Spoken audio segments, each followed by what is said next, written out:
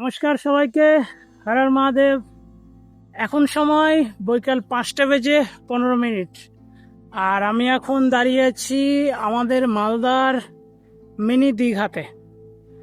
তো আশা করছি সবাই বুঝতে পেরেছো যে আমি কোথাকার কথা বলছি।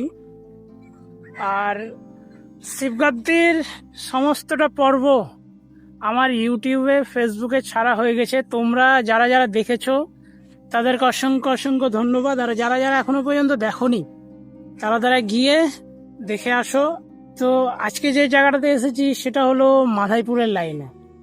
প্রথমে আমি গেছিলাম আমাদের সেই ভাটরা বিলে। তো ওখান থেকে ওখানকার পরিস্থিতিটা একটু অন্যরকম, আর এখানকারটা একটু অন্যরকম, তাই আমি এখানে আসলাম। এই হচ্ছে এখানকার দৃশ্য। তো তোমরা দেখতে পারো খুব সুন্দর হয়ে আছে, ঠিক আছে। ওখানকার মতনই, কিন্তু ওখানে যেমনটা ভিড় হয় এখানে হয়তো ঠিক তেমনটা হয় না, বা এখন হয়তো কম হতে পারে।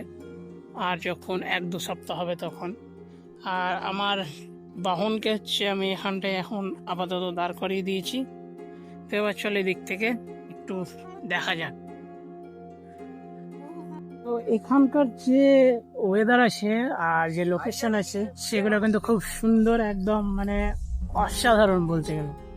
আর এই যে এখানটা যে ঢেউগুলো যেটা আসছে, দেখো এই যে এখানে যে ঢেউগুলো আসছে, এটা কিন্তু আরো কিন্তু অবাক করে দেওয়া।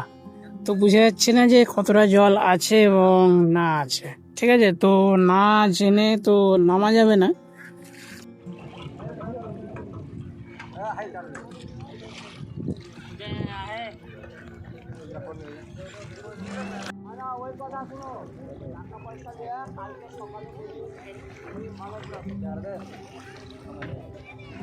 দেখালাম তোমাদেরকে।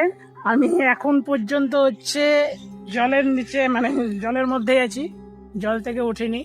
তো তোমরা যদি আসতে চাও তাহলে আসতে পারো। আর এখানকার ঢেউগুলো কিন্তু খুব সুন্দর, মানে নৌকাগুলো আসছে কিনা, আর যে হাওয়াটা যেটা দিচ্ছে সেই হাওয়ার যে ঢেউগুলো কিন্তু মানে কোনো দীঘার থেকে কম না। তো এটা একটা মিনি দীঘাই বলতে পারো।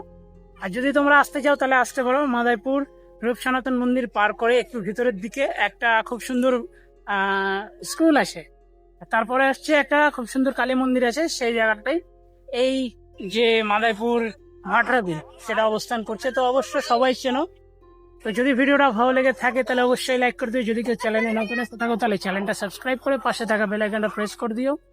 চলো দেখা হবে নতুন কোনো ভিডিওতে। ততক্ষণের জন্য ভিডিও নেবো। সবাই ভালো থাকো।